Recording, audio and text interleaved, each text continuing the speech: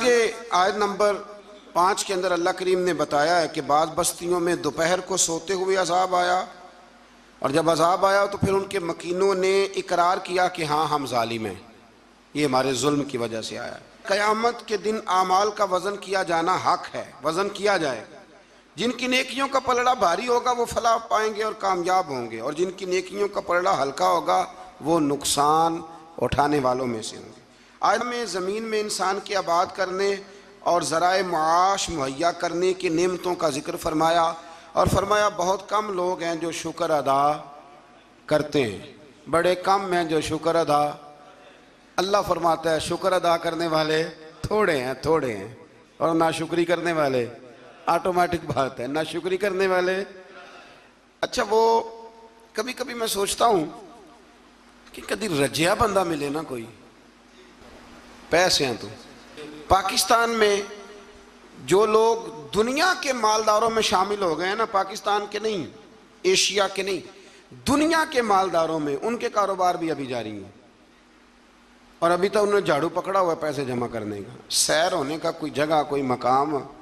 آپ یقین کریں، ایک مشورہ چھوٹا سا، اس پہ عمل کر کے دیکھیں، کبھی نہ زندگی میں کبھی اللہ کی رضا کے لیے تھوڑی دیر کے لیے پیسوں کے دولت کے چکر سے نکل کے بھی دیکھیں، فقط شکر والا ذہن بنائیں۔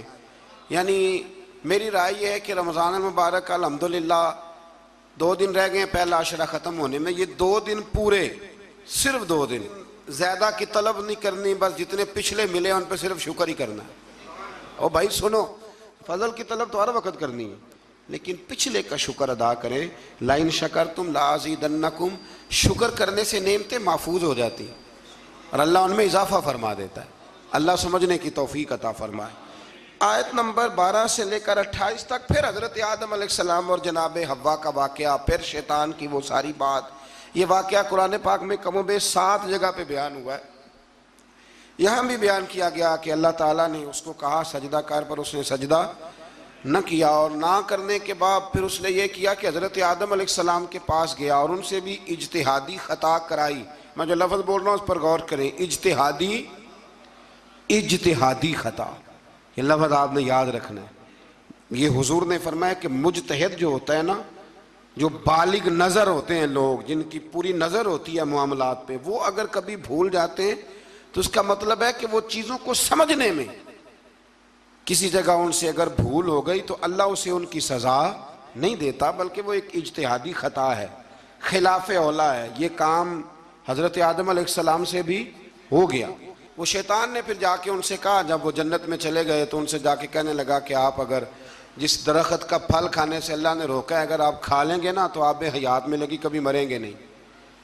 تو پھر وہ پھل انہوں نے کھا لیا۔ پھر آپ اس واقعے کی تفصیلات کو جانتے ہیں۔ ان آیات میں اللہ کریم نے بالخصوص یہ ذکر فرمایا ہے کہ پھر شیطان نے رب کریم سے کہا کہ مجھے مہلت دے تاکہ میں تیرے بندوں کو گمراہ کروں۔ اللہ نے اسے مہلت عطا کی۔ کب تک مہلت دی؟ اللہ تبارک و تعالیٰ نے قیامت تک کے لیے مہلت عطا کی۔ تو میرے بھائی، شیطان مہلت لے کے آیا گمراہ کرنے، اب وہ تو آیا تھا گمراہ کرنے، تو اگر ہم اسے پکی دوستی کر لیں، یارانہ ہی کر لیں، ہم اس کو پہچانے ہی نہ اپنے دشمن کو، اور قرآن نے درجنوں جگہ پہ کہا کہ صرف دشمن نہیں، تمہارا کھلا ہوا دشمن ہے، اعلانیہ دشمنی کرتا ہے، اسے پہچانیں، اس کا خیال کریں، اس پر توجہ کریں۔ ہم ایسے بزرگوں کو بھی جانتے ہیں کہ جن کو شیطان سمجھتا تھا کہ ان پر ہمارا داؤ نہیں چل سکتا، سمجھتا تھا وہ، اور کچھ رب کے بندے ایسے جن سے ویسے ہی بھاگ جاتا ہے۔ حضور نے فرمایا میرا عمر جس گلی سے گزرے شیطان رستہ ہی بدل جاتا ہے۔ دیکھیں نا، 2 قسم کے لوگ ہیں، جن کو آپ خوش آمدید کہہ کے گلے لگاتے ہیں، اور کچھ ایسے ہیں جو آپ کو دیکھ کے رستہ بدل جاتے ہیں۔ میں کبھی کبھی بڑا خوش ہوتا ہوں، محلے کی کسی گلی سے گزرتا ہوں تو کسی بچے نے اونچی آواز کر کے ڈیک لگایا ہو تو چھوٹی کر دیتا ہے یا بند کر دیتا ہے، بلکہ کئی دفعہ بڑا لطف آتا ہے کہ وہ بچہ بند کر رہا ہے تو دوسرا اسے کہہ رہا ہے کی تکلیف ہے، کیوں بند کر رہا ہے؟ تو کہتا پیر صاحب گزر رہے ہیں، تھوڑی دیر ٹھہر جا۔ تو الحمدللہ تعالی ہم نے کیا کر لینا، نہ بھی وہ کرے تو یہاں تو اپنے بچوں پہ اللہ ماشاءاللہ کم زور چلتا ہے لوگوں کا، تو پھر دوسرے کا بچہ حیا کرے۔ تو کچھ چیزیں ایسی ہوتی ہیں جن کی وجہ سے شیطان کو قابو کیا جا سکتا ہے۔ آیت نمبر 24 میں اللہ تعالیٰ نے بیان فرمایا ہے کہ پھر انہیں جنت سے زمین پہ اتارا گیا اور مقررہ مدت تک کے لیے یہاں رہنا ٹھہرایا گیا۔ پھر اللہ تعالیٰ نے مقصد لباس بیان کیا ہے کہ لباس پہننے کا کیا مقصد ہے۔ فرمایا ہم نے بنی آدم پر لباس اس لیے اتارا ہے کہ ان کی ستر پوشی ہو، ستر پوشی، پردہ ہو اور سامان زینت ہو، اچھے لگے لباس پہن۔ اور سب سے بہتر لباس تقوی کا لباس ہے، اس سے بندے کی زیادہ پردہ پوشی ہوتی۔ پھر بنی آدم کو متنبہ کیا گیا کہ شیطان کے مکر و فریب میں نہ آئیں، اس کو یہ ملکہ دیا گیا ہے کہ وہ تمہیں ہر جہت سے دیکھ لیتا ہے۔ اللہ تعالیٰ نے لباس پردے کے لیے دیا ہے اور زینت کے لیے دیا ہے۔ تو اگر کوئی لباس اس طرح کا پہننے جس سے پردہ ہی نہ ہو رہا ہو، پھر اس کا مطلب ہے وہ لباس کے مقصد کو نہیں سمجھا۔ کھلا لباس پہنے، چست لباس نہ پہنے، وسیع لباس پہنے جس سے آپ کو بہت ساری چیزیں سمیٹنے کا موقع ملے۔ گرمیاں شدید آئیں گی تو بہت سارے نوجوان شارٹ نکریں پہن کے وہ گھومیں گے، انہیں ڈرنا چاہیے اللہ تعالیٰ سے۔ میں پوچھتا ہوں کئی دفعہ بچوں سے کہ یہ تھوڑا سا جو آپ نے پاجامہ کاٹ لیا ہے تو اس سے کس قدر زیادہ آپ کی گرمی ختم ہو گئی ہے۔ سمجھیں چیزوں کو، مطلب ہم جان بوجھ کے اس کام کی طرف لپکتے ہیں کہ جو کام بڑا ہی ناپسندیدہ ہے۔ اللہ تعالیٰ ہمیں سمجھنے کی توفیق عطا فرمائے۔ آیت نمبر 32 و 33 میں فرمایا کہ اے بنی آدم، ہر عبادت کے وقت لباس زینت کو اختیار کرو اور اسراف سے بچتے رہو۔ اسراف سے بچتے ہوئے اللہ تعالیٰ کی نعمتوں سے استفادہ کرو۔ پاکیزہ چیزیں خواہ لباس ہو یا خوراک ہو مومنوں کے لیے حلال ہیں۔ اللہ نے ظاہر اور باطن میں بے حیائی، گناہ اور حق سے نکل جانے کو حرام قرار دیا ہے۔ باقی کسی کے پاس پیسے ہوں تو وہ 10,000 کی ایک وقت روٹی کھا لے تو اس کے لیے وہ ناجائز نہیں ہے، وہ 10 لاکھ کا بھی لباس پہن لے تو اس کے لیے منع، لیکن اسراف سے بچے، فضول خرچی سے بچے۔ کچھ لوگ ایسے ہیں جن کے پاس چیزیں ہوتی ہیں پھر بھی چھپاتے ہیں کسی کو پتہ نہ چل جائے۔ یعنی سادگی اس کا نام نہیں ہے کہ آپ پیسے اندر چھپا کے پرانے کپڑے پہن کے نکلیں، یہ سادگی ہے، یہ کنجوسی ہے۔ نبی کریم علیہ السلام نے نا، حضور صلی اللہ تعالی وسلم نے ایک شخص کو دیکھا تھا کہ پھٹے پرانے کپڑے پہنے ہیں، تو حضور نے آواز دی، فرمایا تیرے اوپر تو بڑا فضل ہے اللہ کا۔ حضور الحمدللہ، تو فرمایا اچھے کپڑے پہنا کر، رب کریم جب نعمت دیتا ہے تو اثر دیکھنا پسند فرماتا ہے۔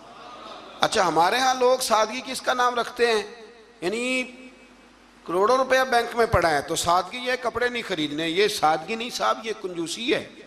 سادگی تو یہ تھی کہ آپ وہ سارے پیسہ خیرات کر دیں اللہ کی بارگاہ میں، پھر پتہ چلے گا کہ آپ سادے ہیں۔ پیسے سنبھالے جاؤ اور خرچ نہ کرو۔ یہ تو قرآن و سنت نے ہمیں بتایا ہے کہ تم اپنے وارثوں کے مال کی حفاظت کر رہے ہو۔ اور یہ بھی فرمایا اس آیت میں کہ نماز کے وقت زینت حاصل کرو، اچھے کپڑے پہن کے نماز پڑھا کرو۔